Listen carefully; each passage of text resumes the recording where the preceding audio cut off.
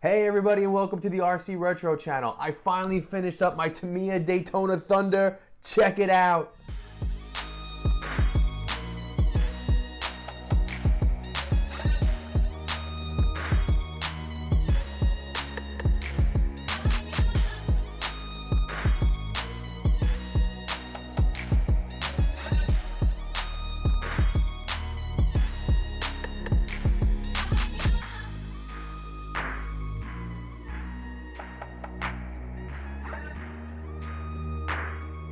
So in this video, we're going to get it out for some action footage. We're not going to go too crazy with it. We're going to keep it on the light side. I just want to be able to capture it in all of its glory, have some fun with it, and then get it back here to clean it up and put it on a shelf. Yes, this is going to be a shelf queen after, but I have to get it out at least one time. So I'm probably going to be expecting a negative comment from my buddy Harry, because he is Mr. Positivity, right?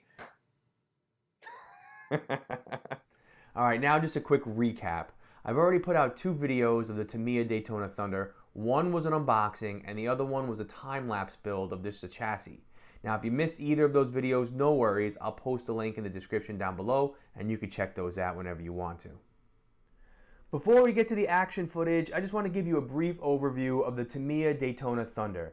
It came out in 1995 and was kit number 58153. It was based on a Group C chassis and it was the 8th one released on that chassis, and it had two cool features different than the previous 7. One of which is that it came with a Parma body. This did not come with a Tamiya body, it came with a Parma one, and I want to apologize to everybody because in my first video when I was unboxing this, I pulled the body out and said it was a Chevy body. And that was pointed out to me by my buddy Harry, who likes to point out all my mistakes. Thanks, Harry, for your support. It's actually a Ford Thunderbird body, and my bad, didn't mean to call it Chevy, but it's a Ford Thunderbird body, and it was put out by Parma. It did not come with a protective coating on it, so you're gonna have to mask that up yourself, and I did that, and it was easy peasy, right? The second was that it came with a Tamiya Dynatech 01R motor, which was Tamiya's first hop-up they put out. Now, the actual motor that came with this kit is right here. I do have a Dynatech motor that's in here right now that's a little bit older that I don't mind running and getting nicked up, but because this was a mint condition one, I did not want to mess it up at all. As a matter of fact, I do want to eventually display this when I do set up a nice display cabinet in my basement when I get all the kids stuff out of there eventually one day. But when this was sold, it was sold separately as an aftermarket part like I just said, and it came with a nice box. I don't have the box. I think it would be really cool to display it with that box. So if any of you have that and you'd like to part with it and you want to help me out, you can leave a comment below. You can hit me up on our Facebook group or hit me up on Instagram. But I am looking for the box and any help would be greatly appreciated. So coincidentally, as I was editing my first video for the Tamiya Daytona Thunder, which was the unboxing video, Tamiya announced their 2022 releases or re-releases.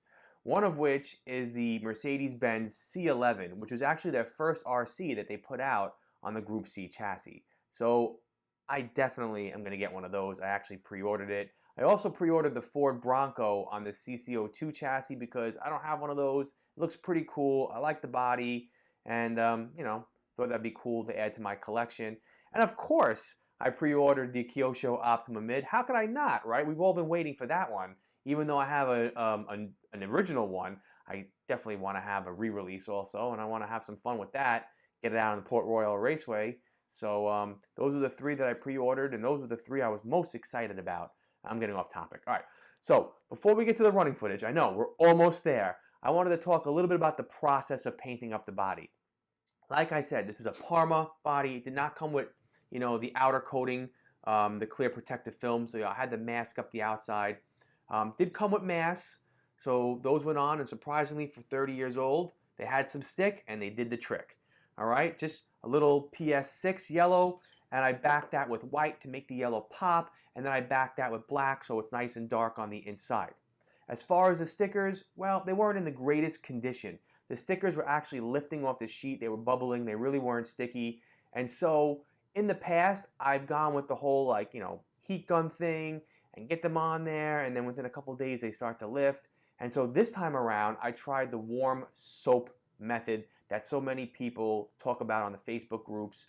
And so just peel them off, stick them in some warm soapy water, put them on, they move around, you can place them, and then you squeegee out all the soapy water, and then you hit it with the heat gun, and voila, it sticks. Check it out.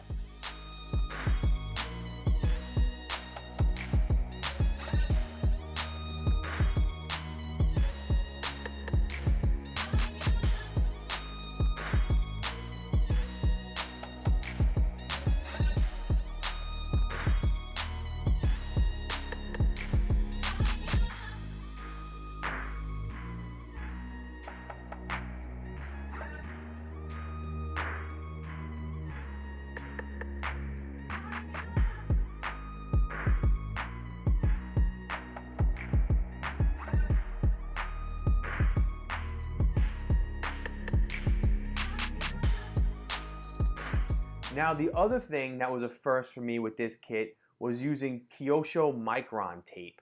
This is great because it really takes, I want to say your model, I know it's your RC car, your model, to the next level, because this allows you to like outline all the panels on the car and give it a more realistic look.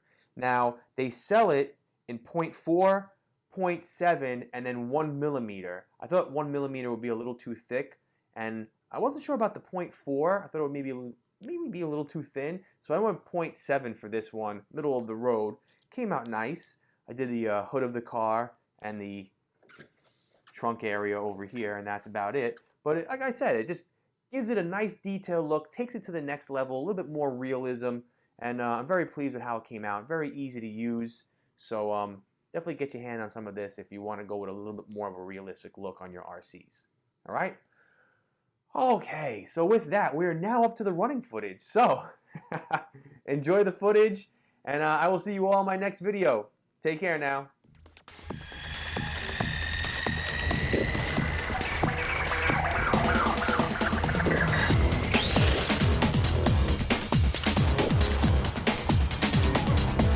Yeah, it's quiet.